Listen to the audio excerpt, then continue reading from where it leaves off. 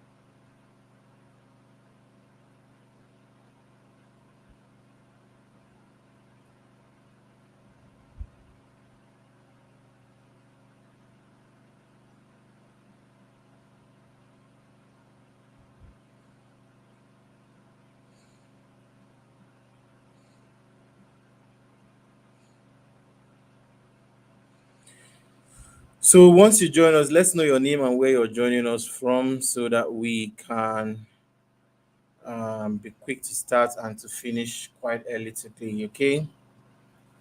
Please share the link with as many people as possible.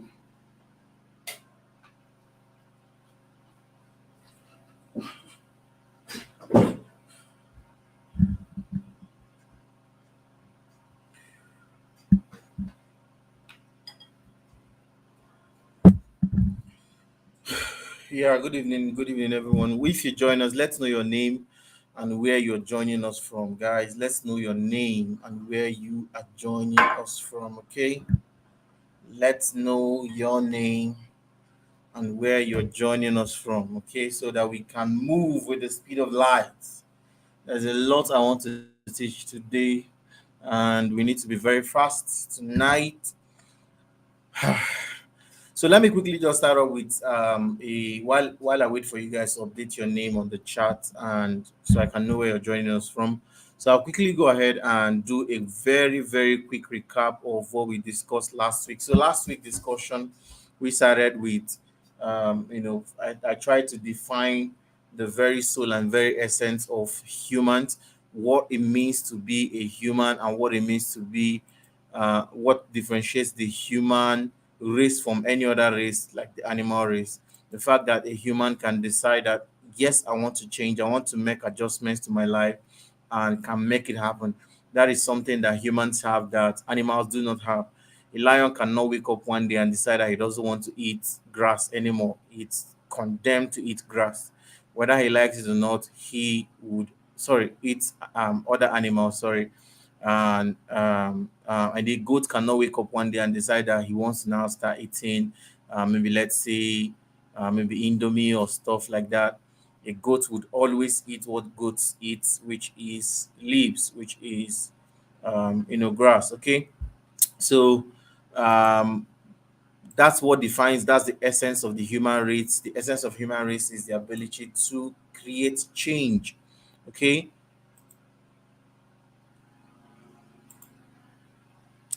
yeah. So sorry, guys. Let me just fix one stuff over here. Then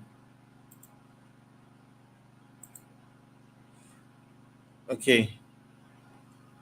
So today we'll be continuing from that discussion. I was able to also mention a few things. I started with the first two steps, which we were not able to finish last week. I was able to start with the first two steps, which number one is evaluation. What's happening to my light? Oh my god. 1 minute, guys. Let me fix it. I'll be back.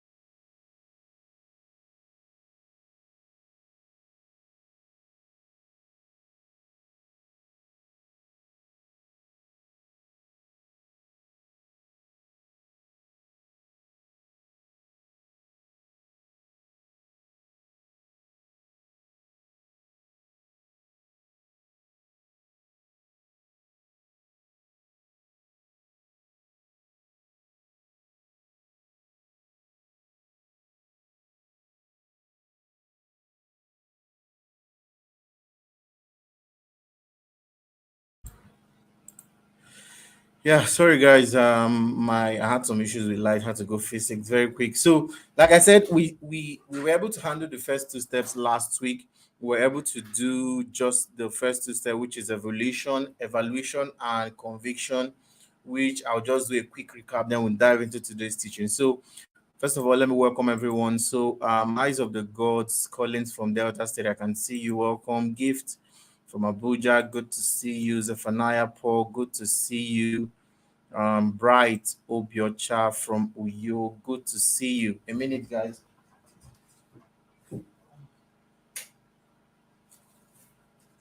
Yeah, so good to see everyone. Let's go ahead. Let's move straight up into what we have to discuss. Okay, so I started with teaching you guys last week that evaluation is key if you actually want to take better steps to make your life to make your life better.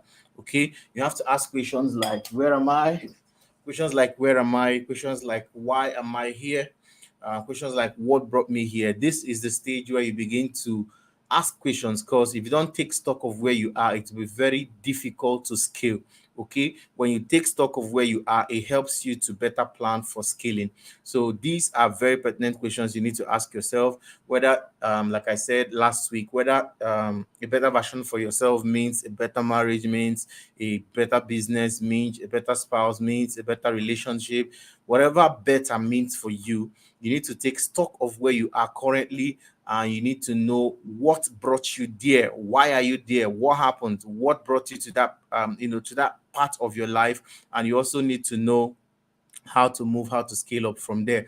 Okay, so that's why the evaluation part is very, very, very, very important. Okay, and we discussed that last week, and we also started. We ended with conviction. We were not able to get past conviction because there were a lot of things to say, and I actually didn't want to rush any of them. So, but all the same, So, but all the same, I was able to teach you guys that your conviction is everything. If your conviction about life is wrong, every other thing in your life will probably be wrong.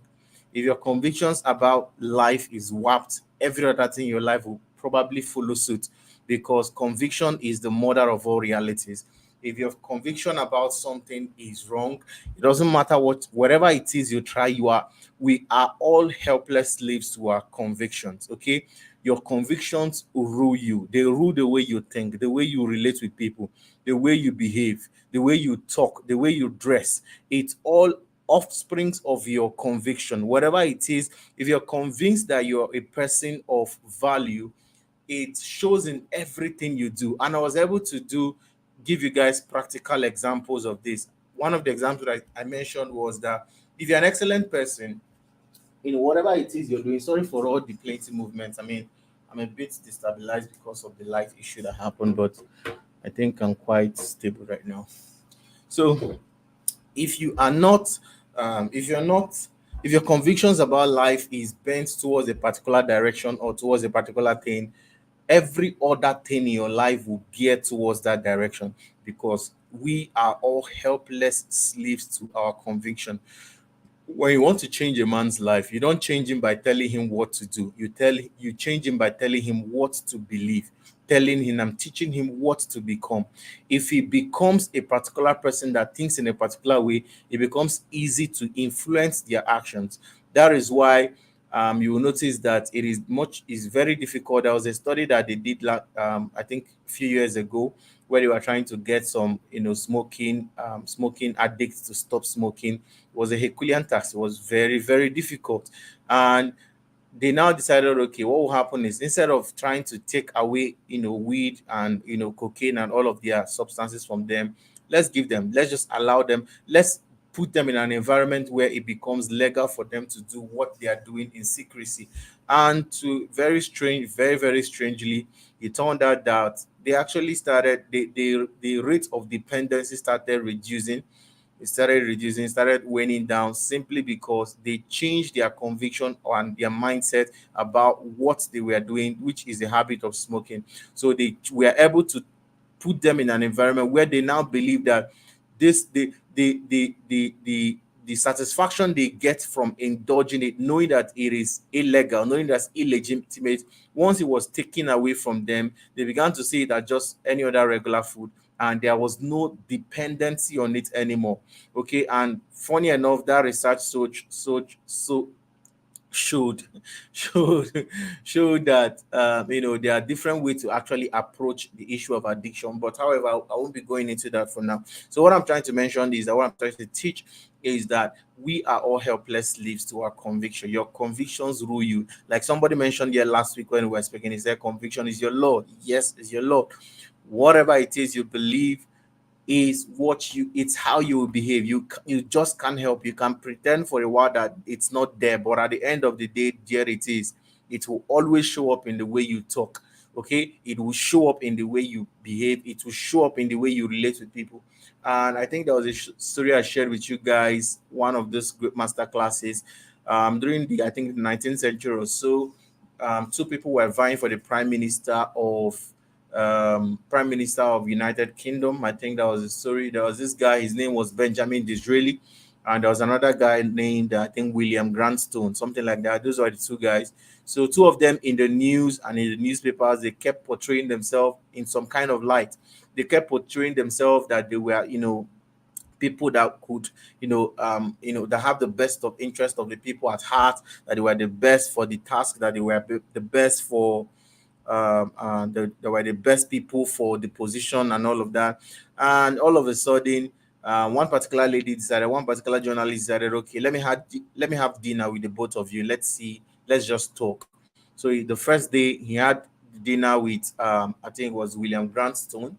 So after the dinner, it went fairly well, and then the following day, she had dinner with Benjamin, which was the second contestant. So at the end of the day, by the time she had the dinner with the two of them, she made a statement on the news that was the defining statement, kind of, that made Benjamin to stand out as the winner of that particular election.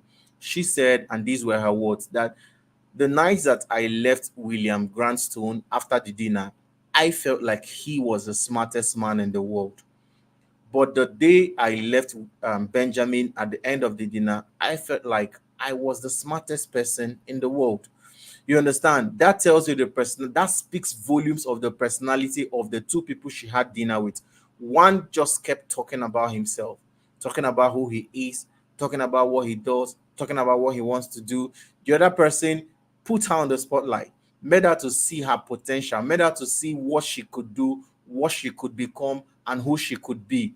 And that translated to the nation that were listening to this particular lady, translated to them, interpreting that this guy has our best interest at heart. That means he knows what to do to make us become better. He knows what to do to make us become smarter. He knows what to do to make us become better versions of ourselves.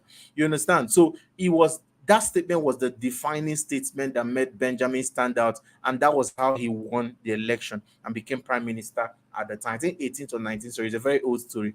Okay, so who you are would come out in your discussion. If you're somebody who loves people, if you're discussing with people, it will show. If you're somebody who is just ostentatious, it will show. Whoever you are, it will show up in whatever you're doing in your life. It will show up in your family, we would see it. If you show up in your business, we would see it. You just can't hide it. You just can't hide convictions. They are Lord over you. So you need to make sure that the convictions you have about life are the right convictions, that the convictions you have about life are such that gear you towards the right direction. You understand? Because if your convictions are terrible, you end up in a very, very terrible place. We are all slaves to our conviction. I need to say that over and over and over again. Then we were able to, I was able to ask questions like how strong do you believe the things you believe. And I made I made a few examples where I told you guys, question why you believe the things you do, question why you give, question why you believe, believe in things that you believe, even scriptures that you believe in. Okay, question them, because that will help you to make more research, ask more questions, pray a little bit more, fast a little bit more, get more revelation about it, and it becomes a stronger conviction, because you can only get results from something that you practice out of conviction. If you're doing it because other people are doing it, maybe your family is doing it, maybe your church members are doing it, or if you're doing it just because your friends are doing it, or you were born into a family that does it, you have no results from those things. Okay, so you need to be sure that your convictions are stemming from the right place. Okay, I hope that makes sense. So, number three, so we'll continue from today. That was where we stopped last week. We're able to take the 5 steps. 5 steps. Number one, evaluation. Number two, conviction. And number three is where we talk about connection. Connection. And I'll go ahead and share my screen right away so I can type things out for you guys.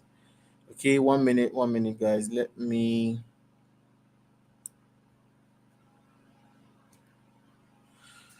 Okay, so let me share my screen. If you can see my screen, let me know that you can see my screen. I wonder what's happening to the turnout today. What's happening? Is there anything happening today? Why do we have a very low turnout today? What's happening? What is happening? Is there any particular event happening this night? Where is everyone? Where is everyone? Okay, so let's go. I hope everyone can see my screen. I hope everyone can see my screen. Good. So 5 steps to becoming a better version of self.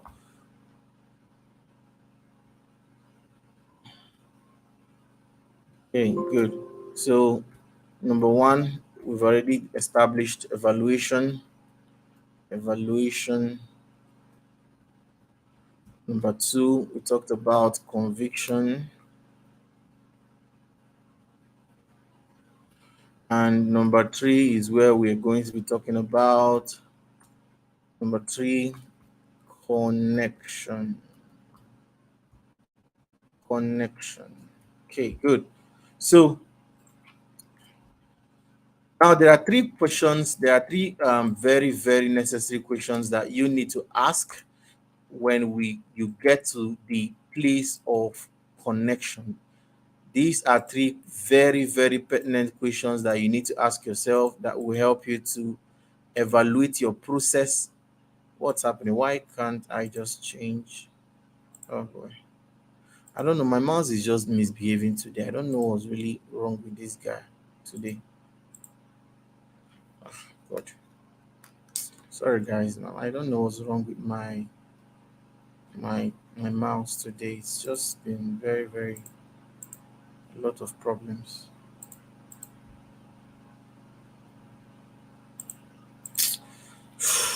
Okay, this is frustrating now. Okay, so but however, let me just go ahead. I Somebody said the link you posted. I think somebody said the group earlier. I think.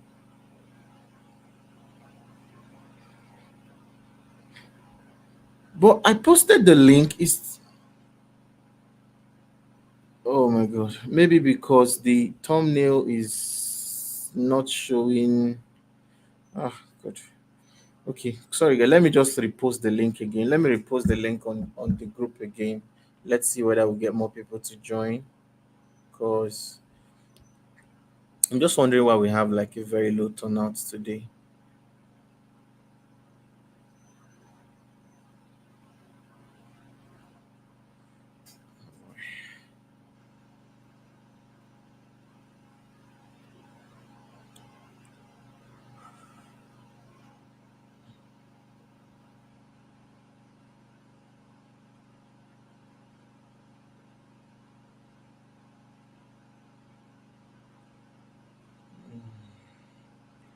Sorry, guys. I'm trying to repost the link. So please post this new link. I think it has a better thumbnail.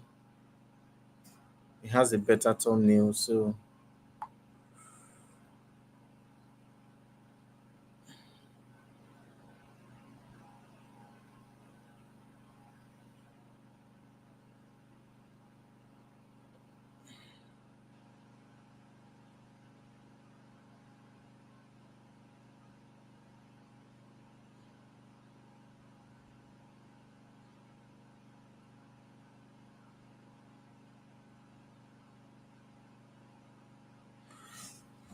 okay, so I have reposted the link. Please do the same. So let's get more people to join the live session. So let's go.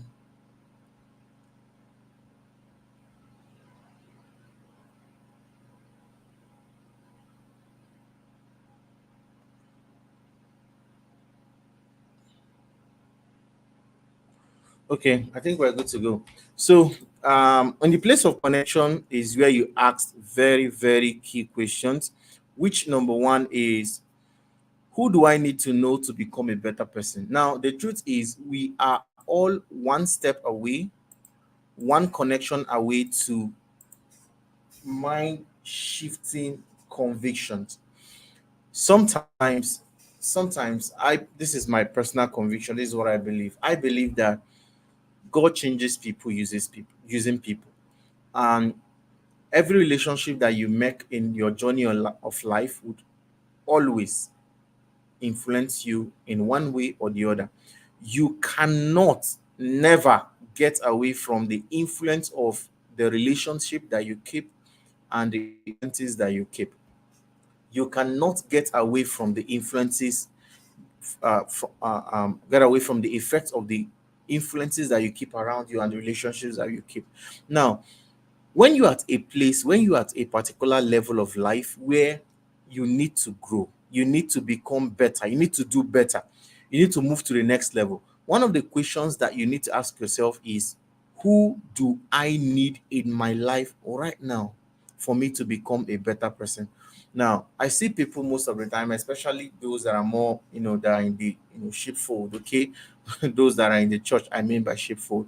Most times they do this thing where uh they want to they for instance they want to become, they have a vision or they have a dream where they want to become, let's say, uh, an inventor of some sort, or maybe a scientist of some sort. But by the time you probe them closely and begin to ask them questions, ask them, okay, who are the people are influencing you? You find out that the people that they mention most of the time have nothing to do with their destiny, have nothing, absolutely almost nothing to do with the person that they believe that they really want to be. You see a person who believes that God maybe has called him into business or something, and you ask them, who are your mentors? And They call five people, and the five of them are probably pastors, or the five of them are probably politicians of some sort. And you find out that people are unknown to them, whether you like it or not. Every relationship you make in this life influences you, whether positively or negatively. You can't take that away. You can't deny it. Whether you agree with it, whether a statement you agree with, or whether you decide not to agree with it, that's just the fact.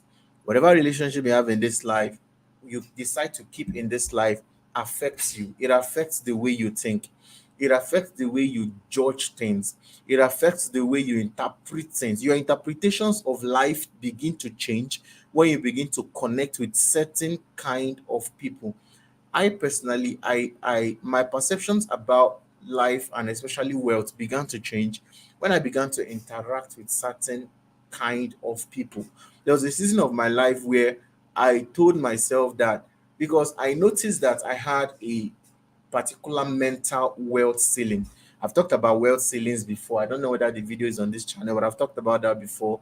For some of you that have been following the Carries initiative, all our webinars and all, I've talked about this sometime. So there was this level of wealth inside of my mind that was not acceptable to me. In as much as I've talked about it, I've prayed about it, I'm going to change the world, I'm going to become a very wealthy man, I'm going to, shift, I'm going to change things, do this, do this, do that. But somewhere at the back of my mind, there's a particular amount of money that if you call it, I begin to feel like, is it really possible? Can it really happen? Are you telling yourself the truth? Stop lying, Jerry. Just have your small money, build maybe one or two houses, enjoy your small family, get a good car for yourself, and just enjoy your very quiet, low life. And I began to notice that that was a problem, because some people don't know that this is a problem. Everybody has a wealth ceiling, whether I like it or not. Everybody has a wealth ceiling, and you need to take conscious steps to break through your wealth ceiling. Now, remember, this is just one example out of any other way you can apply this, okay? Because better, like I said, like we mentioned last week, better for you can be a better marriage, okay? Better version of yourself can be a better outcome in your business, can mean better outcome for your life and your personal leadership. It can mean better, relationship with humans. It can just be anything for you, okay? So this is just an example from my own personal life. So I noticed that my wealth ceiling was very, very narrow. Okay. As at then, I believed I was going to have money. But when you start going into, okay, let's say $10 million, $20 million, I begin to become uncomfortable. I'll be like, how many people in my age have seen $10 million? How sure am I that I can really get there? You understand? So I begin to unconsciously talk myself out of it. When I see opportunities that can, like, move me, take me to the next level very fast, I become scared. My mouth is saying something else, but inside of my heart, I'm really scared. I feel, is it really, can I really do it? Can I really have like $10 million? Can I have 20 million? Can I have $100 million? You understand? So I began to question some of those, because I came to a juncture where I really needed to grow. I really needed to grow. And that mindset was limiting. So I made up my mind during this particular season that I was only going to listen to billionaires. It was a conscious step I took that helped me a lot. I can tell you the truth. It helped. It brainwashed my mindset, kind of. So anytime I go on YouTube, I only search and listen to people that are billionaires. I started looking for billionaires. I started with billionaires in Nigeria. I want to know how they think, how they talk. So by the time I hear them talking figures, you understand? Somebody will just say, okay, we are doing a particular project. We have spent 20 billion naira. We have spent 50 billion naira. As they are calling the billion, the thing is entering my chest and expanding my mind. I began to see it, okay, 20 billion is not big money again. You understand? 100 billion. I feel like, no, no, no, no. If these are human beings like me, and they are talking this kind of figures, it began to expand my mind. Now, you can apply this to these are practical things, okay? These are steps, okay? These are practical steps. I don't try to make just give you the theory aspect. I try to give you the practical, how I've been able to apply it in my life and how you can apply it too. For some of you, it can be a good marriage. Some of you probably you might have heard, or maybe growing up you've learned that okay, women are weaker vessels, women are not, you should not listen to them, they are just good for the kitchen and for the bed. You don't take advice from them, women have nothing to offer. And because of that, your marriage is probably not being enjoyed by you or your spouse.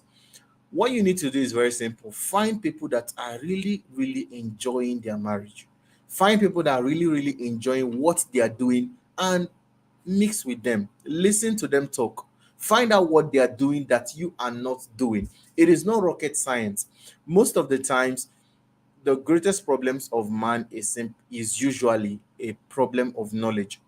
It is very hard to see a problem that knowledge cannot solve. It is very, very hard. Most of the difficulties you will have in your life, sometimes just a little knowledge can solve your problems. Now, there was this time a particular, okay, I don't want to go into that. I don't want to go into that particular story. However, it might take a while to explain that story. But all the same, if you're ready for a shift in your life, find out who are the people that define your next level. What does next level mean for you? In your business, what does next level mean for you? In your education, in your academics, what does next level mean for you? Find the people that are living that next level and just listen to them, mix with them, try to connect with them, try to get closer to them. Now, this is what I do personally. Every single time I see somebody, especially in my industry, and every single time I see somebody doing something better than I'm doing, or somebody that is, one step ahead of me, first thing I try to do is to start studying them. And if I start studying you, I'm more like a stalker. Like I can literally tell your life to you, because every content you have on Facebook, on YouTube, on Instagram, whatever social media you are, I will find you and I will study you. Study you. If you have friends, if you keep friends, I'll go and study your friends. If you have children, I'll go and see what are your children doing, because I want to know, why are you producing the results you're producing and why am I not producing it? What are you doing different that I am not doing? Sometimes these kind of discoveries are what makes all the difference in your life. The problem with Africans, majorly Africans, I would have said, humans, but let me just go with Africans, is that we are not ready to do the work. We're not ready to do investigative findings that will sponsor growth. We just want hand me downs. Just give me, just tell me what to do. I see people, almost on a weekly basis, somebody's coming to my DM for mentorship. So I want you to mentor me. I want you to mentor me. I want you to mentor me every single week, at least two, minimum two. And this is me being sincere. I'm not boasting about it. It's not, well, I don't have any reason to boast anyway. So I see people come to my every now and then, mentor me, sir, mentor me, sir, mentor me, sir, mentor me, sir. I like what you're doing. Mentor me, mentor me, mentor me. And by the time I start asking questions, you find out that they're not really ready for mentorship. They just want to satisfy that mental itch, that okay, I have a mentor. You understand? But in reality, they are not really ready to do what it really takes to actually be a mentor, which some might include, okay, you know what I do, go and listen to everything I've said so far. Go on my YouTube channel, go on my Facebook channel, go on my Instagram channel. Just watch what. See, mentorship is not, I don't know who gave Africans the mindset of mentorship means that, okay, you call the person will call you to his house, two of you will sit down one on one and start talking. Of course, those things can happen, yes, but it's not really necessary. If the person you call a mentor is doing what you really want to do, and he has content, he has track record of doing it, just follow whatever he has been doing so far. Some people think they want to, even as of to today, was today, right? Today, so yes, today somebody came to my DM, uh and was like that he has been to plenty places, he has been under people's mentorship, blah blah blah, that he wants me to one on one. I should take him as my only was yesterday night. That I should take him as my brother. I should take him as my junior brother. I should. How do you want me to do that? You think mentorship is not that hard? It's not rocket science. The person you want to follow has a track record. Find out whatever it is he has spoken. If he has a book, buy it.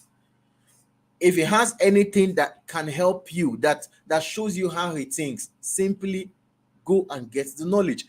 There was a time, there was this pastor, I know some of you might know him, some of you might not know him, Pastor Sam Adeyemi. He, at some point in his life, wanted to get very close to Bishop David Oyedepo. So he tried, he come to the office, wait literally for the whole day to see Bishop David Oyedepo, and he couldn't see him. He tried like 3 times. He would come to the office, travel all the way from where he was staying down to where he could see Bishop. He would wait in the reception throughout the day. He could not see. He tried it 3 times, failed. On his way back on one particular day, God told him, "Why are you really stressing yourself?"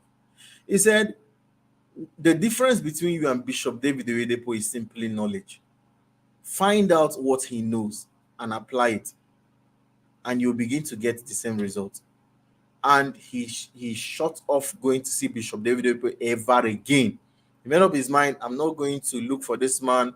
I'm not going to try to do anything to see him anymore. That is all." He just went to the bookshop, bought every single thing Bishop David Oyedepo had written, bought books that Bishop had, bought books from people that Bishop used to talk about, and started reading them. Finding out how these people, how did they think? What gives them? What is the revelation that sponsors this boldness? What is the revelation that sponsors the things they do, the miracles they do, the results they produce? Guess what? In less than 2 years, I think it was, I'm not too sure, but I think it was about 2 years later, he was just on his own. I think he meandered his way, he took an island somehow. And at the time, he had begun to make news. He had begun to come, people were beginning to know about. He was beginning a big buzz in town. You understand? Everybody began to know Samademi. It was Bishop himself that called him. I said, "Come to myself and come and see me." This was somebody that he spent hours trying to see. And at the end of the day, he resolved, okay, no need. Let me just go and find out what this guy knows. If I know what he knows, I should be able to get the result he gets. You understand? But the average African doesn't want that kind of process. They just want, just tell me the one, just tell me. You understand? And of course, the aim of mentorship is to help you to boycott the long run. You understand? Mentorship can help you get from point A to point B very faster. You understand? It can get mentorship can help you get from point A to point B very fast, but that does not negate process. You understand? So sometimes you are just one connection away to your next level. You are one connection away. You are just one connection away to the person that will take you to your next level. Now, for instance, uh last beginning of this year, I was online. I saw a particular flyer. I saw a particular what's it called? Particular flyer online for a particular program, and I decided to reach out. Okay, ask questions about the program because of the people I saw on the flyer, and the program was postponed. It didn't hold. Then recently, they now rescheduled the program to hold recently, and I connected with one of the persons that was in charge of the program, and it was a very, very valid connection for me because I'm entering a particular phase of my life where beyond money, I need credibility. I might not go into details about what my plan is or what I want to do, but I'm going into a phase of my life right now that beyond money, I need credibility, I need track record, I need veterans in the industry to do some one or two things for me. And it was because of that one connection that I connected with a Nigerian billionaire that, like, I have his personal contact right now. And we've been able to start off a fruitful relationship to the best of my knowledge. You understand? And it was just one simple connection that I had that made it happen. You understand? I have his personal contact. I can try to call him or whatever it is. I want to connect with him, discuss plans with him, and all of that because of one simple connection. So sometimes the key to your next level is simply just people. I hear people say things like, I don't need anybody, I don't need anybody in my life, I can do things on myself, blah, blah, blah, blah, blah. You're really, really joking with yourself. Trust me, you're really joking with yourself. At a time where you want to scale, if you want to do things at a bigger level, you need people. So at the point of at the connection step is where you ask questions: who do I need to connect to become a better person, and who can help me become better? There is somebody out there that can help you. Whatever better means for you, there must be somebody somewhere that can connect you to that thing that can make you better. You are one connection away from your next level. You are just one connection. You can connect with one person and your life changes like day and night. I can remember when my life changed in business, as far as making money on the financial market is concerned. I connected with one guy that I saw make from $10,000. He grew a portfolio from $10,000 to $100,000, from $100,000 to $200,000, 200,000 to $400,000. We drew $200,000 right in my presence. In my presence, you understand? Like, I saw the withdrawal myself. Back from the 200,000, he moved it to $500,000, $500,000 to $1 million. That simple connection is one of the strongest convictions I have, one of the strongest human convictions I have about the financial market and how much I really want to make a name, not just for myself, of course, make a name for God in the industry. You understand? But it all started with one simple connection. And I was able to meet this guy in question in person. You understand? I have his personal contact. I'm in contact with him. So it blew my mind open about the possibilities available in the financial industry, which strengthened my convictions and strengthened my reasons for being here. You understand? So sometimes you just need to connect, or sometimes you just need to see one single person doing that thing you want to do and doing it with some level of excellence. It strengthens your conviction like no amount of words can ever strengthen your convictions. So whatever better means for you, if it's a better business, if it is even a better whatever better means for you right now in your life, you are just one good connection away from changing your life. Now, I don't mean connections where I don't mean when I mean connections, I don't mean the Nigerian concept of connection where it's more like bribery. You understand? You go bribing somebody for something. You understand? Of course, there's a place of honor. Every single billionaire in dollars I've ever met in my life, every single millionaire in dollars I've ever met in my life, I never, never, never, never go empty handed. Every single person I've met in my life, including the billionaire in dollars that I mentioned currently that I connected with sometime earlier this month, yeah. I didn't go empty handed. I went there with some very robust envelope. Okay, it's not because I want to collect bribe from him or anything like that, but I needed to stand out. I needed the connection to be strong, kind of. You understand? So don't sometimes you're just one connection away to somebody that can really change your life for good, like for good. Okay, so you must not do away with the place of connection. It is very, very vital if you want to become a better version of yourself. If it's marriage is a problem, find somebody who is really enjoying their marriage and study them. Find out what they do, find out how they think. It's like a software. How many of you have gone to, maybe you've gone to all these, maybe Computer Village, maybe Lagos, maybe you've gone to Emeko 4 in Onitsha or St. Michael's in Aba, all these places, or maybe go. Okay, they don't do that much here in Abuja. Here they don't do that much in Banex, but all these places that they sell laptops, phones, and all of that, there's a lot of scam that happens there. So it's possible that you can buy a phone, looks very much like an iPhone, has the pack of an iPhone, has the feel of an iPhone, but by the time you on the phone, it is Techno that is inside. You understand? What they simply did is to remove the software powering Apple, and install a Techno software.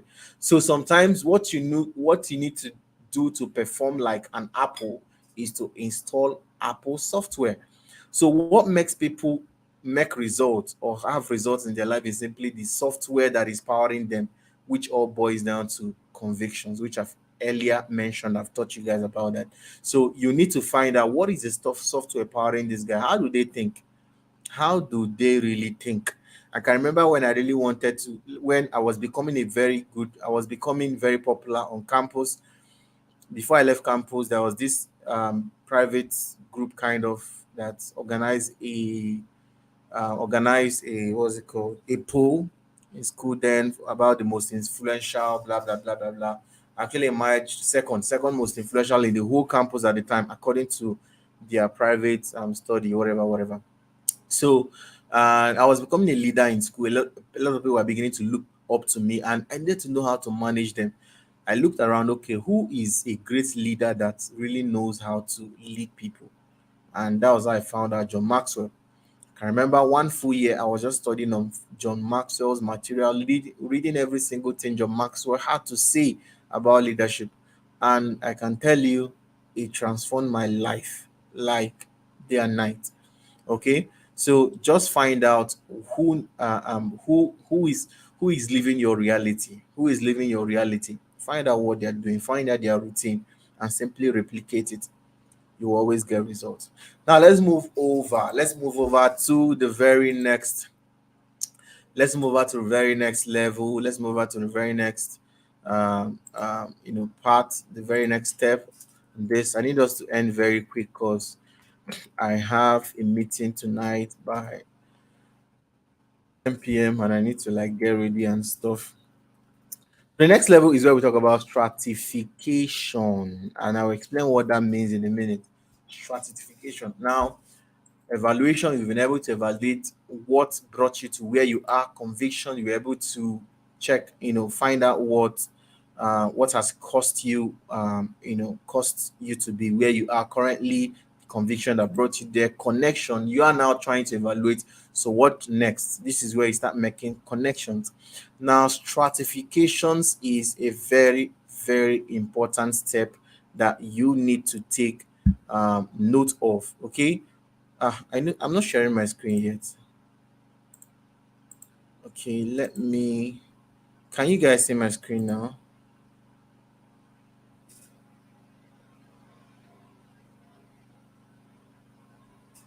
Oh, can you guys see my screen?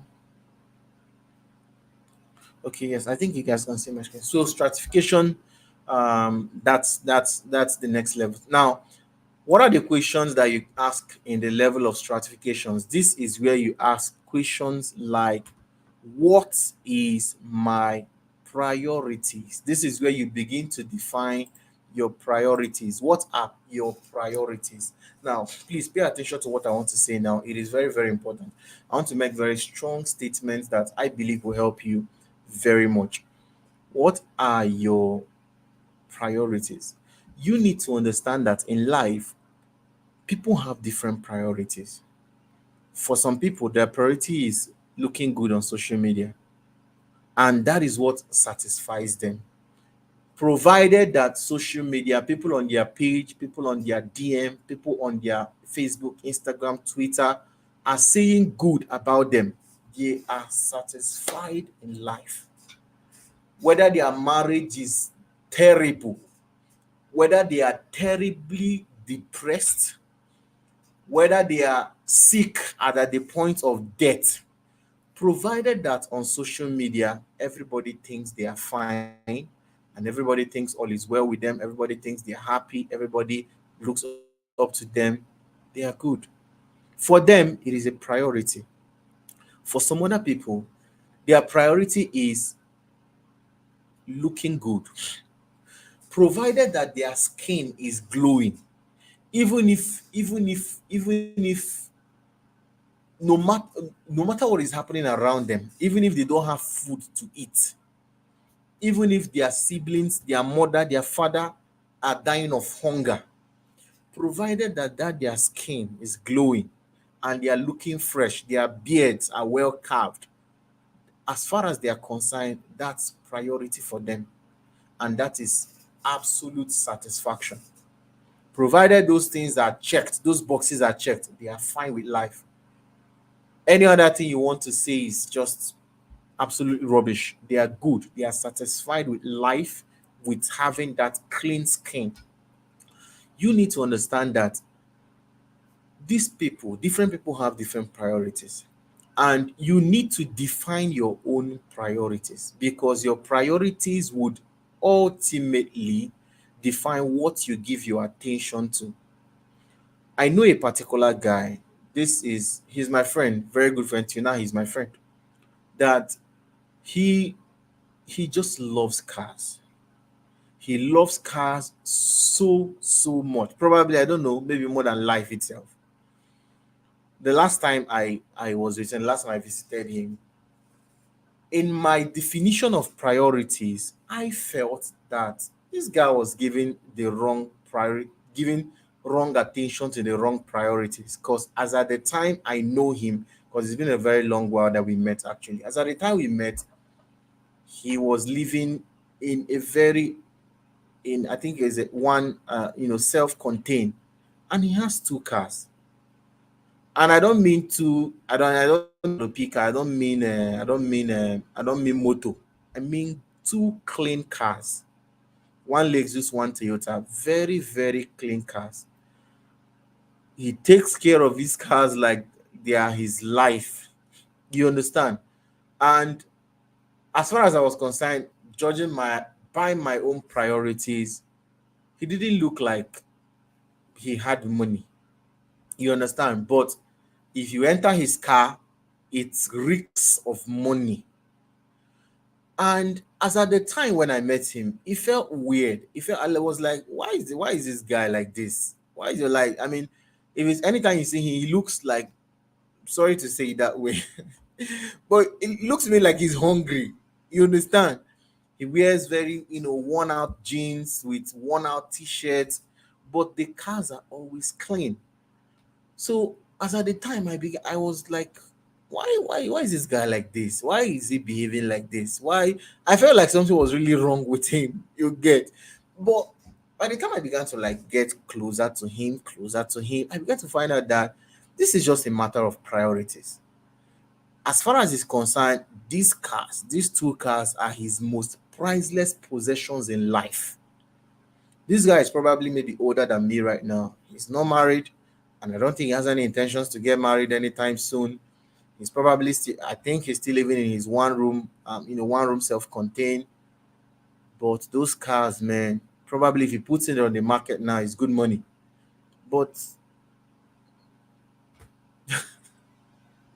have you seen people like that before? But I found out that these are all a matter of priorities. As far as he's concerned, that's his priority. And there is nothing that you can say to change that, unless there's nothing I can take to make him change his actions, unless you begin to work on his convictions. As far as he's concerned, that's his priority. He's fine, provided those cars are good, looking good, sweet, always sparkling when you look at them under the sun. That's that's that's satisfaction for him. And everyone in life has a right to what gives them satisfaction, provided it's not something that affects humanity generally. Things like okay, let me not, I don't want YouTube to take down my video, but you guys know what I'm talking about, right? Okay, some of those rights that they are fighting about right now on Instagram, on Facebook, and all of that. Some of those rights, blah blah blah blah blah blah blah. You guys know all of that craziness happening right now. Okay, so provided it's not something that affects humanity, the fabric of humanity, we all have priorities, and you have the right to maintain your priorities. Okay, so At the stage of stratification is where you begin to define what is your own priority. I have friends, very, very good friends that I'll probably keep for a lifetime, that I know for sure that their priorities differ very far from my own priorities in life. And it's fine. For some of them, their priority is just enjoy life. Provided you are enjoying life, provided you're happy, provided you are happy, that's all. It doesn't matter whether you are going to hell. It doesn't matter whether you are, the whole world is dying. Provided your happiness is good. That's all. For some of them, their priority is maybe ministry. You understand? For some of them, their priority is ministry. So any other thing can die, provided their ministry is doing well, provided their church, their congregation, their followership is growing, they are fine with it. We all have rights to maintain our priorities. That is why you need to define your own. Because when you define your priorities, it helps you to manage your attention. Because you can't be everywhere. You have 24 hours during the day. So you need to, it is the wise use of 24 hours that really makes anybody wealthy. The reason why Jeff Bezos is the richest man in the world with Elon Musk is because they have people contributing to their 24 hours. Jeff Bezos on an average day doesn't work 16 hours. He's probably working 40,000 hours or even up to maybe 100,000 hours per day, because there are people that wake up every day, go to work, make money, do put in energy, and a part of their energy goes to Jeff Bezos. If you notice, the first 10 richest people in the world probably have the highest amount of workers under their payroll. Walmart currently, I can't remember the number again, but I can't remember the number, but it's very close to a million workers. And the current manager of Walmart, the current owner of Walmart, has, of course, he's a billionaire. You understand? So those people have a number of people contributing to their hours. So you probably, maybe you're starting a company, you don't have much people working for you, contributing their hours for you. You need to make judicious use of your time. So when you set priorities, it helps you to manage your time. You know what not to waste your time on. You understand? For some people, like myself, I like to think that my family is my priority after God. You understand? So no matter how tedious the day is, I still find time to, in the evening, maybe watch TV with my wife, play with my son, play with my, people that are around that stay with me here in the house. Because as far as I'm concerned, it's a priority. You understand? I want to like enjoy my family life. I want to enjoy being a family man. I want to live every single day enjoying the fact that I have a family that I love so much and I enjoy my time with them. I don't want to endure it. I want to enjoy it. So, as far as I'm concerned, after God, that is actually the next thing. And of course, my business. My business is also a priority to me. Anything that would, I see a lot of, I don't know the statement I want to make now might sound a bit controversial, but that's my conviction. Okay. And I think I have the right to my conviction. I see people, especially church people. Okay.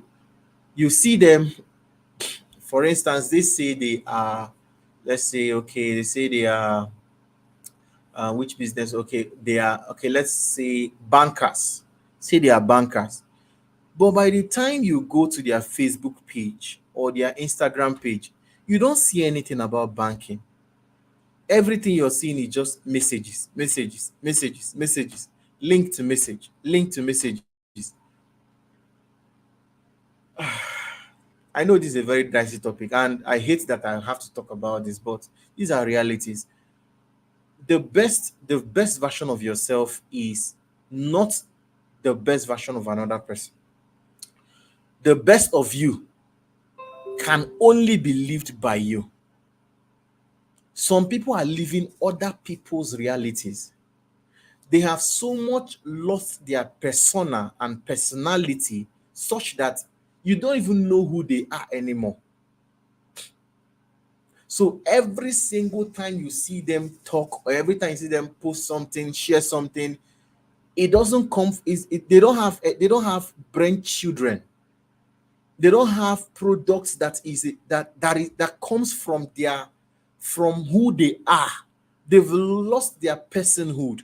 They've lost their essence, their true essence, simply because they are following a particular kind of man of God. You see somebody that tells you, okay, I'm a medical doctor, but if you go to his wall, there's nothing that shows this guy is a medical doctor. Only messages, pastoral quotes. See, I'm a Christian, and I'm a very, very addicted Christian at that. But I hate religion. I try to deter people from doing anything that is religious. When God, for instance, let me use my business as an example. When God committed Treadwave into my hands as a business, it is as precious to me as any other thing in this life. I don't know the vision that people have when they start businesses, but my business started as a vision. My business started as a mission. So there's an undertone to it. Beyond making money, there are some other things that we want to do. So the success of the business is very detrimental to my fulfillment of destiny. So I cannot for any reason hide the hide the fact that I want my business to grow, to go global, and put it under the guise of any other person's calling, or any other person's persona, personhood, or or identity. Some people have lost the identity that God gave to them, that God wants to use to take glory from their life, simply because they have not defined priorities. Now, this is a very, very, I know this might come off controversial, but these are realities. I've seen people living below what they should be living simply because they've lost their identity. They don't know who they are anymore. They've hinged their identity to somebody else's identity. You see people come, on maybe on Facebook, on Instagram, and they can almost kill to snap with celebrities. They can almost kill themselves to take pictures with politicians. I mean, for what? Just to come and claim that you are a particular thing. You understand? And they tie their identity to that person. Now, it is not wrong to see the people you admire and decide to take pictures with them. I, for one, I do that. If I see somebody that I love, somebody I like, somebody I admire, somebody I follow, and I have the opportunity to take pictures with them, why not? We take pictures. I'll put it on social media. But I can never tie my personality, tie my identity to somebody else's identity. The best I can be is me. I can't be best being somebody else. I can't carry first position in another man's calling. Yeah. You need to write that down somewhere. You cannot carry first position in another man's calling. You can only take first position in your own calling. So I want to be the first in my own calling. And for no reason would I put my identity or blur my identity because I want to connect, or because I am connected and with a particular person who is a billionaire, maybe some form of corporate whatever. You understand? So don't lose your identity just simply because you want to blend in, or because you want to be connected to a certain particular kind of caliber of people. Never, never. Protect your personhood. Protect your identity with everything inside of you. And how does that happen? By defining your priorities. Define what are your priorities? What are your priorities? And secondly, define where you want to get results from. Those are two questions you need to ask under stratification. Oh, sorry about that. Sorry, guys. Let me take a quick water break.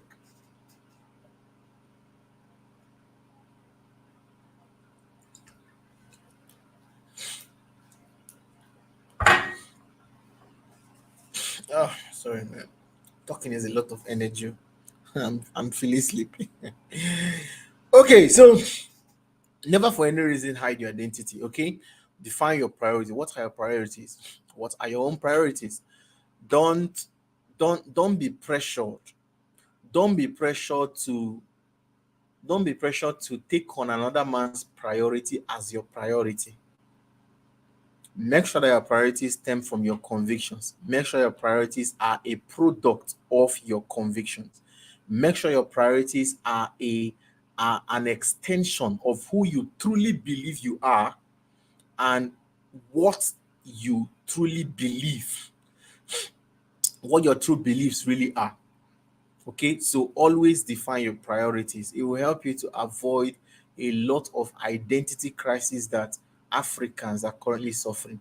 In fact, as a nation, Africa, we are suffering from identity crisis. One of the worst problems we have currently in Africa is identity crisis. We always feel subservient to a white man. Now, this I had this experience last, and is almost unconscious. Yes, last 2 weeks, I drove into a particular very mega mechanic workshop to fix my car. To I can't remember what I wanted to do. Okay, yes, my bumper light was one of them was out of position, and I needed someone to help me adjust it. So I drove into a mega workshop and I saw black guys and I saw two white guys, like really white, not albino, white guys. I don't know where they're from. I think one is from US, one from I can't remember, but I think white guys. And I drove past them because I saw them, like one of them was almost like under the car trying to screw some things. The other guy was standing behind, trying to fix something in the car by the side. I drove past them and drove to a black man to go and ask him, okay, this is what I want to fix. This is my problem with my car. And why I did that was because inside of my mind, white man no supposed to do mechanic for Nigeria. But guess what? Immediately I drove in, I parked. Those white guys left the way they were doing and rushed to come and, hey, sir, what can we help you do? What can we help you do? I was like, even to tell them my problem, I felt like unconscious. I felt like it was an insult. Why should I be telling them my problem? Are they mechanic people? So I had to ask, are you guys? Do you guys work? I don't want to ask them, are you the mechanic? Do you guys work here? Do you guys work here? So it won't look like an insult, but is an unconscious programming that Africans have currently, that we should be slaves to the white man. It's an identity crisis because of we've not defined what priority means to us as Africans. These guys told me that we are mechanics. So at the end of the day, they were the one. They said, okay, they let me, okay, drive into the pit. This is the pit. I drove into the pit. The guy moved in under the car. I was still like very shocked. White man, a mechanic, true. Started screwing things. And before I knew, the guy came out and started marketing oil to me, that this their oil that they carry. I was like, wow. I finished, gave him small money. He was very grave. Say, thank you very much, sir. Thank you very much, sir. I did him a thumbs up and left. And when I was now driving home, I was just questioning myself. What made me feel like this white guy can't be a mechanic, for crying out loud? What makes them special? What makes them special? Why can't they be my mechanic? What was hard to why was it hard to believe that those guys were mechanics? Why did I have to go to a black man to ask him? So these are the serious problems that we have in Africa because we've not defined our priorities. So if we must shift, if something must change, we must begin to see ourselves as God's creatures, as equal as any other race. If you want to move your business to the next level, you must begin to see your business as equal to any other business out there. Any other business like MTN, Dangote Group, Airtel Group, whatever business that you admire. When I have meetings, when I have board meetings or vision boarding meetings with my staff, I bring out companies that these are companies that want to be like. They don't have two heads. Airpiece does not have two heads. The owner of Airpiece does not have two heads. The owners of MTN don't have two heads. Why can't Treadwave be like MTN? What are they doing that cannot do? You understand? So we need to find out what are your priorities. What are your priorities, and which are the people, which is a place of connection, which I've already taught you guys. Who are the people that can mirror that level to you? You understand? If you don't define your priorities, you will give your attention to rubbish things. You will waste your time giving your attention to the things that will only waste your time and they will not help you. So define your priorities. That's what you do at the level of stratification. So let's move over to the next. If you're learning anything, please type on the chat. Let me know where you're learning on the chat. Type something on the chat. Let me go ahead and mention the very final step. The very final step for you to become better. The very final step and the very last set of questions that you need to ask. The very last part. Not these are no question parts anyway. Okay, so if you're learning anything on the chat, let me know. Let me know you're learning something on the chat. You guys should type something on the chat. Let me know that you're learning something. Let me know. Let me know. Let me know. Let me know. What are you learning? What are you learning? I want to mention the very last part right now. The very last part, the very last step to becoming a better version of yourself. The very last step to becoming a better version of yourself. And that is no other step than the very best. This is like if you don't take this step, the first four steps you've taken will count for nothing, absolute nothing, if you don't do this very last step, which is action. This is the place where you ask very, very, very practical questions. And number one of the question that you ask when you get to the step of action is, what next? What next? After this meeting now, what next? What do you see? Let me tell you, this meeting will be an absolute waste of your time if at the end of this meeting you leave here and there is no significant action, no matter how little it is. There's no significant action that you take after now. See, let me tell you, what makes action defining is not the volume of the action, it is the end result of the action. Sometimes the action that you might take by the end of this seminar, by the end of this webinar, might be simple as sleeping early. Sleeping 30 minutes early is an action. Something as simple as waking up 1 hour early is an action. Something as simple as just going back, writing down your priorities out is an action. If you only listen to the things I'm saying now, and at the end of the day, you just, it was powerful. Thank you, sir. Thank you, sir. Good one. Thank you, thank you, sir. Trust me, you wasted your time. And I also wasted my time. The only way you can put the things I've taught so far on the part one and the part two is by mapping out strategic actions that you must take to achieve those. Now, when I was 22 years, I read a book that did a lot of things to my mind.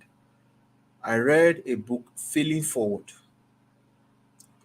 That was a book John Maxwell tried to explain a lot of things about failure and all. I can see what you guys are typing. I know you guys are learning something. Okay, thank you, thank you for everything, guys. Got typing. Yeah, thank you. So in that book, he explained how part and parcel of your success journey would include failures. It would include mistakes. You fall on the journey. You stand up, fall again, stand up, fall again. It's part of the journey. And when I finished reading that book, I read some other books also that was very defining for me. and I decided to take action of what I've learned. I decided to write down what I want to be in 5 years. I wrote down what my plans and goals for life would be in 5 years. At the ending of 2022, which is last year, was when I became 27. I'm 28 currently. And guess what? I wrote 7 things. I shared it on WhatsApp. So I know some of you would, if you have seen, if you saw that post, I made that post on the 31st of December 2022, which was the very last day, making it exactly 5 years I set those goals. I wrote 7 things I wanted to achieve as at the time that I was clocking 27. And 6 out of those 7 things were already fulfilled. One of them being I wanted to be worth at least 25 million naira in, 25 million naira, which I was very much worth as of last year. I wanted to have my personal car, which I had already, even like 3 years before then. I wanted to be married. I was married. I wanted to have my own apartment. I was already living in a 3 bedroom, fully detached, fully detached bungalow. I wanted to have inspired a particular number of people, which I had already been able to do too. Every single goal I wrote down after reading that book was fulfilled after 5 years. So I can categorically tell you that that simple action of writing that goals down after reading that book was what made was the whole entire worth of reading those books. So you need to find out what's next. What is the next action? What do I need to do next now? What's next? What is next for me? What is next for you? What is next for you? That's the question. What do you need to do now? What practical steps do you need to do now? When I wanted to start losing weight, I'm still on a weight loss journey. I come from a family of, we are not fat though, but my dad was chubby. My elder brother's chubby. You understand? And I'm a bit chubby. Okay? I'm a bit chubby. So when I wanted to go on a journey of losing weight, I thought about it. Okay, what do I need to do? I started going to gym and it didn't work out because the gym was a bit far, and driving like maybe 7-10 minutes to go do gym, drive back, it was tiring. And sometimes there's a lot of traffic, on the way out, and I mean, it was just tiring. But okay, no problem. Let me buy a treadmill. That would help. And when I bought the treadmill, I had to change it because I bought a manual one. Then at some point, I had to change it to electric one. Cost a lot of money. Cost a lot of money, but it was worth it. The first day on that treadmill, I couldn't do 5 minutes. I couldn't run on for 5 minutes. I knew that was problem. I knew there was a lot of problem. I couldn't do 5 minutes. It was shocking to me. But I thought to myself, if I push my body that far to come and start doing 20 minutes or even 1 hour, I might not want to do this the next day. I said, okay, what will happen is I'll break this into a very simple program. I'll add 1 minute every single day. Every single day I'm on this treadmill, I'll add 1 minute. So if today I do 5 minutes, even if I have more energy to go, I stop. The following day, I add another 1 minute, 6 minutes. The following day, 7 minutes, 8 minutes, 9 minutes, 10 minutes, 11 minutes, 12 minutes, 15 minutes. Currently, I can do 20 minutes on the treadmill without really getting tired. You understand? Without getting tired, because I broke down the plan into simple rules. I feel more fit now. I feel more healthy right now. Before, because my office, we have a lift in my office. So most of the time, I use the lift, provided the lift is it's on, provided there's light in the building. I use the lift. I rarely use the staircase, because once I use the staircase, any small climb, I can just keep breathe for maybe 10 minutes before I catch my breath to continue what I'm doing. You understand? But I can confidently climb the staircase like 3 or 4 times, and I feel fine. I feel good.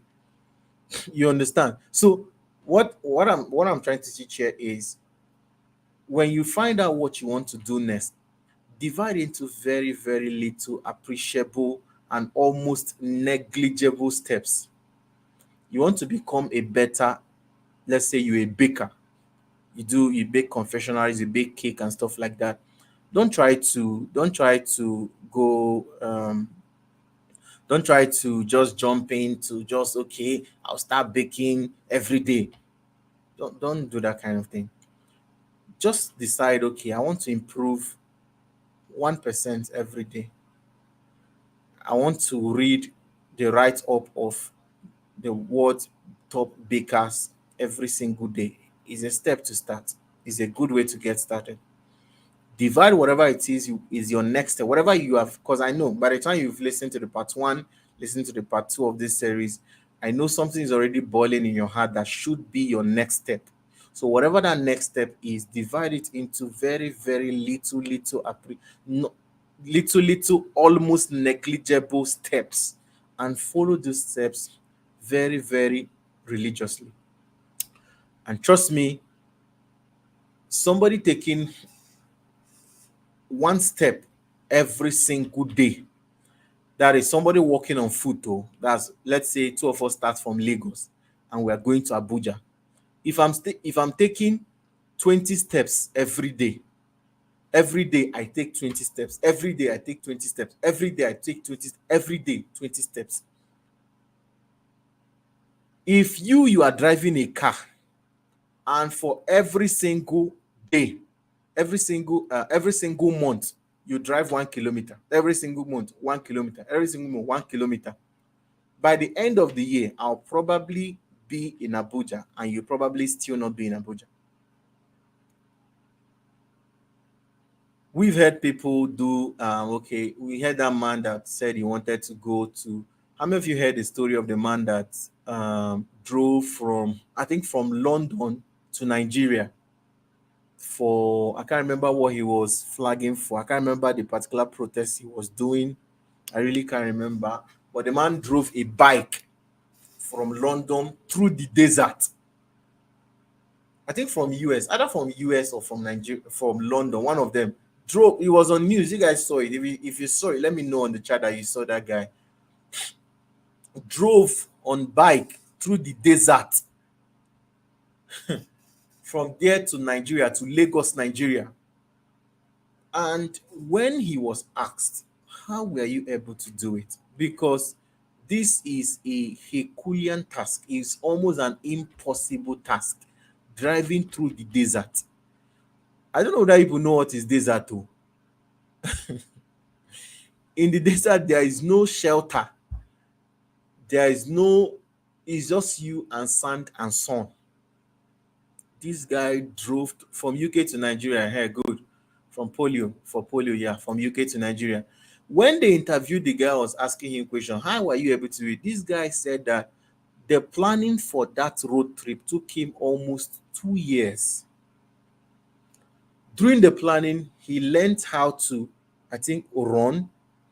He learned how to repair bikes. He had to learn how to repair bikes. That means he took many months learning how to repair bike, because if your bike spoil in the middle of the desert,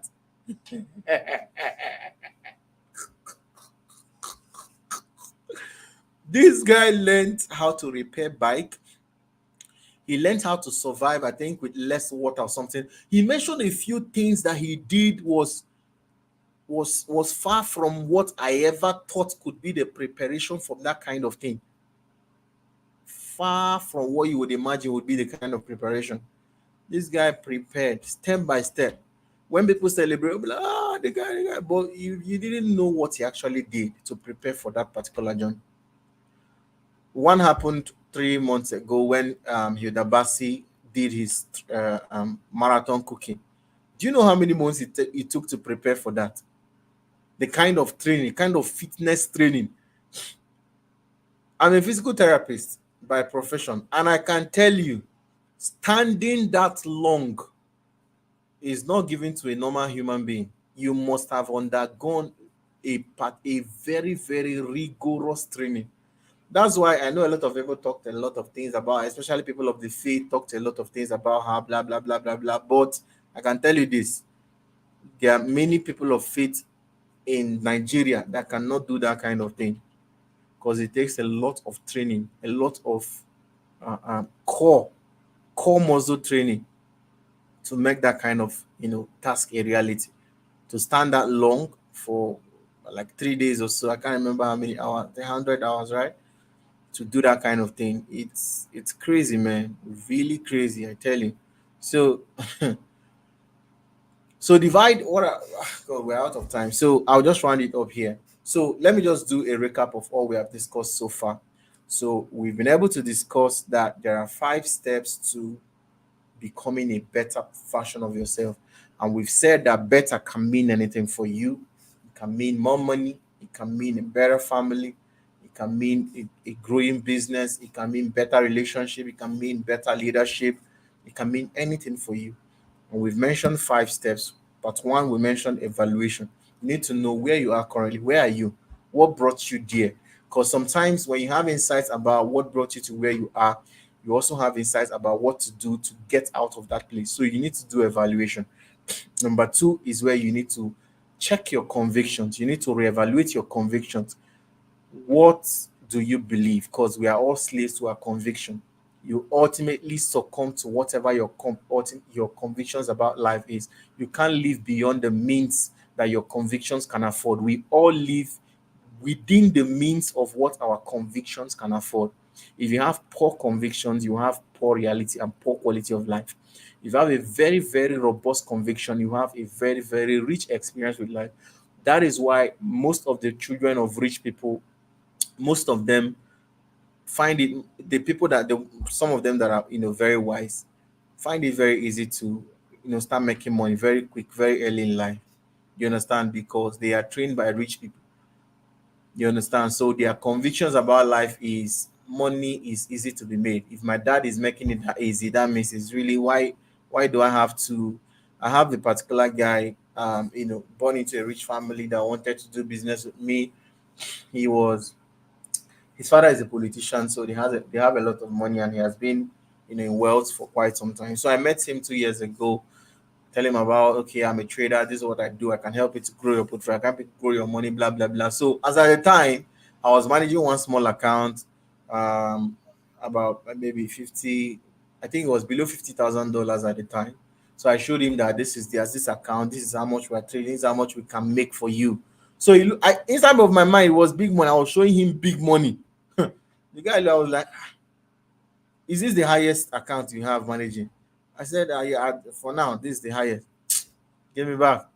I said, he's talking about serious money and I'm bringing $50,000. I was so ashamed of myself. But because he comes from a wealthy family, he thinks it's easy to make money. And currently, as I'm telling you, the guy's really making money. You understand? Because that's how, by default, that's how they think. So your convictions about life really need to question them and actually know what brought you there and how to change your convictions to get do better. Now connections is where you find out, okay, who do I connect with? Okay, what is next for you? Okay, then stratification is where you define your priorities. Make sure you're not living any other person's reality. Make sure you are living your reality. You're living who you are. You're not doing it to impress anybody or try to make anybody happy. It is your conviction, it is your priority, it is you. Okay, and then finally, action. What are your next steps? What do you do? What are the practical steps you need to do after this class? What are the practical steps you need to take your life to the next level? Okay, have you guys learned anything so far? If you've learned anything, let me know. Let me know that you have learned something. Let me know that you learned something so we can call it a day. I need to run along right now because I have a meeting by 10 o'clock and I need to be out of the house by maybe 9:30 tonight. So I have an all-night event this evening. So let me know if you learned anything. Let me know. Show your appreciation on the chat, and please like this video. If you're here to like this video, please like this video. Give this video a thumbs up. and also make sure you're subscribed to this channel. Hopefully, I'll be bringing more values every single day on this channel. So give this video a thumbs up, and give video a thumbs up. Give this video a thumbs up. Let's go.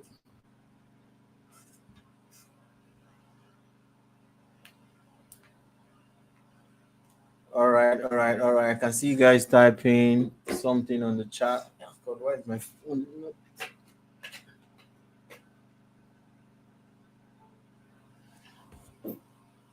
Okay. Good, good, good, good, good. Thank you, thank you, thank you. Bringing out with more actionable steps. Yes, I did. Okay. All right. So good to know you guys learned something. So what you guys need to do for me now is to go on the chat. If you learned anything on the WhatsApp group, share on the WhatsApp group. Let others know that it was an amazing session tonight. Okay. Thank you, thank you, thank you, guys. Thank you, thank you, thank you, thank you, thank you. So, next month again, we go again. We do this once every month. We do group master classes once every month, where I try to take a particular topic and try to teach you guys something on that. Next month, I have a very amazing team coming up next month. Next month, book of the month. We were not able to. I didn't put out a book of the month for this month because I wanted us to round up for that of last month. We couldn't do the masterclass last month, so it was more like a carryover to this month. So I didn't want us to be concluding a topic when we are reading another book that is probably unrelated. So I'm hopeful that by next month I'll put out the theme for next month and the book for next month, and then the date for the masterclass. Okay, so I love you all. I love you all. So catch you guys on the group.